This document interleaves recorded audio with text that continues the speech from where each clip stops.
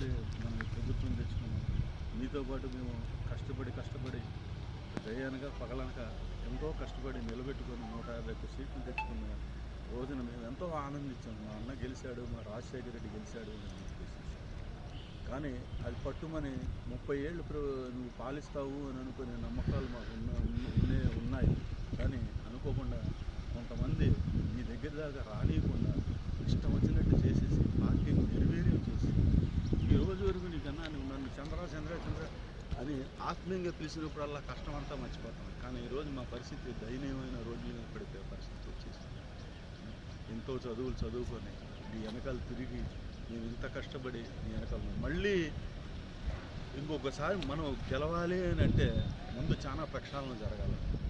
ముందుగా అసలు ఈ ఎంప్లాయీస్ని అందరి విషయంలో ముఖ్యంగా ధనంజయ రెడ్డి కానీ లేకపోతే సజ్జల రామకృష్ణారెడ్డి గారు కానీ అలాగే ఈ నాయకులు ఎంతో విశాఖపట్నంలో ఉన్న నాయకులు కూడా ఎక్కువ మంది భజనాపరులకి భజన చేస్తున్న వాళ్ళకి తీసుకొని వచ్చి పదవులు ఇచ్చారు, వాళ్ళ వెనకాల తిప్పుకున్నారు, పనులు చేయించారు.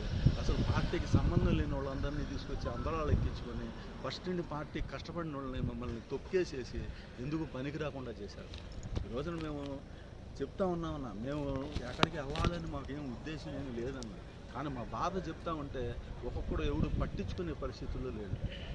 నువ్వు రావాలన్నా, బయటికి రావాలి, వచ్చి కార్యకర్తలేనన్నా ఏ పార్టీకైనా సరే ముఖ్యం అన్న. కానీ ఏ రోజైతే నీ కార్యకర్తలకి నీకు లింకు కట్ అయిపోయిందో ఆ రోజే మనకి చాలా ఇబ్బందులు స్టార్ట్ అయినాయి. మాట్లాడితే నిన్ను కలవాలంటే కలవలేం, రోడ్డు మీదకి వస్తే రోడ్డు మీద కలవలేం, ఎక్కడికన్నా వచ్చి బాధలు చెప్పుకుందాం అంటే కలవలేం.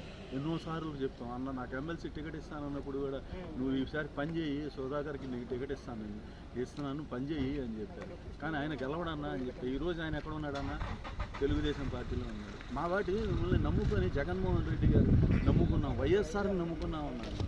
ఆయన సీఎం కాకముందు నుండి నేను తిరుగుతా ఉన్నాను. అప్పుడు నిండి తిరుగుతా నీతో పాటు తిరుగుతాను. ఇక్కడ సత్యాంతవరం నీతో పాటు ఉంటాం, అందులో మటుకు నో డౌట్. కానీ ఇప్పుడు మీకు కావాల్సింది ఏంటంటే నువ్వు ప్రక్షాళన చెయ్యాలన్నా, నువ్వు మారాలన్నా. వీళ్ళందరూ నువ్వు మారాలంటే నువ్వు మారటం కాదన్నా, కింద ఉన్న క్యాడర్ మొత్తం ఈ నాయకులందరూ వాళ్ళ ఇష్టానుసారంగా కార్యకర్తలు పట్టించుకోకుండా ఫస్ట్ నుండి పనిచేసిన కార్యకర్తలందరూ నిర్వీర్యం చేశారు అన్న. ఈరోజు తెలుగుదేశం పార్టీ ఇంత స్ట్రాంగ్గా ఉందంటే అది చంద్రబాబు నాయుడు గొప్పతనం కాదన్నా, ఎన్టీఆర్ గారు గొప్పతనం. ఈ రోజున మనకి 1,32,00,000 ఓటింగ్ పడింది అంటే అది ఒక వైఎస్ఆర్ సైన్యం అన్న. వైఎస్ఆర్ సైన్యం. మేము ఇంకొక దగ్గరికి ఎప్పుడు వెళ్ళాం, ఇంకొకరికి ఎప్పుడు ఓటేయం, సత్యాంతవరం మీతో పడి ఉంటాం. కానీ అన్న నీకు దయచేసి చేతులెక్కి తప్పుడు ఆలోచనలు, తప్పుడు ప్రజాభిప్రాయం చేయడం ఎంతవరకు కరెక్ట్ అంటే చాలా వరకు తప్పుడు నిర్ణయాలు జరిగాయి ప్రభుత్వంలో. తప్పుడు నిర్ణయాలు జరిగినాయి అంటే జగన్మోహన్ రెడ్డికి కారణం కాదండి, జగన్మోహన్ రెడ్డి దాకా తీసుకెళ్ళకపోవడం కారణం. కానీ ఎందుకంటే జగన్మోహన్ రెడ్డి దగ్గరికి మాట్లాడితే వెళ్ళడానికి ఛాన్స్ లేకుండా సజ్జల రామకృష్ణారెడ్డి గారు ప్లస్ ధనంజయ రెడ్డి గారు సీఎం ఆఫీస్లో వీళ్ళు తప్పితే ఇంకెవరు ఆయన దగ్గరికి ఏది వెళ్ళట్లా. లీడర్లు ఉన్నారని అంటే ఆ ఫస్ట్ నుండి కష్టపడినోడి సంగతి ఏంటి అని చెప్పేసి ఒక్కడు పట్టించుకోకుండా ఆడ వెనకాల భజన చేయడం, జై జై జై జై జనాడికి ఆడ ఎవరు పనికిరాని నా కొడుకులందరూ భజన చేయడం, పదవులు ఇవ్వడం. నేను ఓపెన్ ఛాలెంజ్ చేస్తున్నాను, ఒక్కసారి మీరు వెరిఫై చేసుకుంటే పదవులు ఇచ్చిన వాళ్ళందరూ మన పార్టీలోని ఫస్ట్ నుండి 14 సంవత్సరాలు కష్టపడిన వాళ్ళు ఎంతమంది ఉన్నారు? దాంట్లోని నిజాయితీగా నీతో పాటు ఉన్నవాళ్ళు ఎంతమంది ఉన్నారు? నిజాయితీగా క్యారెక్టర్ ఉన్నవాళ్ళు ఎంతమందికి పదవులు ఇచ్చారు?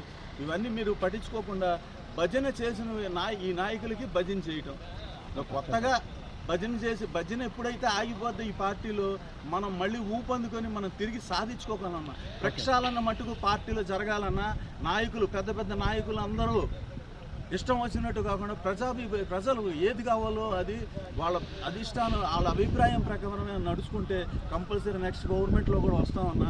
మనకి ప్రక్షాళన జరగాలన్న పార్టీలో ఇట్లాంటి నాయకుల వల్ల పార్టీని మనం నమ్ముకొని ముందుకెళ్ళాలి అంటే మీడియా ముఖంగా చెప్తానండి. ఇప్పుడు ఎక్కువ మంది ఉన్నారండి. ఇప్పుడు లిస్ట్ చెప్పుకుంటూ వెళ్తే మీరు సాయంత్రం దాకా ఉండలేరు కదా.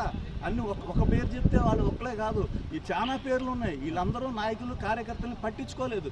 వాళ్ళ వెనకాల తిరిగే భజనా పరులనే పెట్టుకున్నారే తప్పితే వాళ్ళకి నిజంగా వాళ్ళకి ఇది చేయాలి అని లేదు. అక్కడికి వెళ్దామంటే సీఎం ఆఫీస్ దగ్గరికి వెళ్ళనివాడు, ఆ సజ్జల వెళ్ళనివాడు. ఆ ధనంజయ రెడ్డికి ఫైల్ వెళ్తే ఆయనేమో అక్కడే పెట్టేసుకుంటూ ఉంటాడు. అసలు ఏం జరుగుతుంది? ఆయన దాకా వెళ్ళనివ్వకుండా పోవడం. అన్నా నువ్వు ప్రక్షాళన చేస్తే నీ వెనకాల ఉండి మేము పని చేయడానికి సిద్ధంగా ఉన్నామన్నా, లేకపోతే మేము ఓటేసి ఏ కూలి పని 4 పని చేసుకొని బతుకుతామన్నా.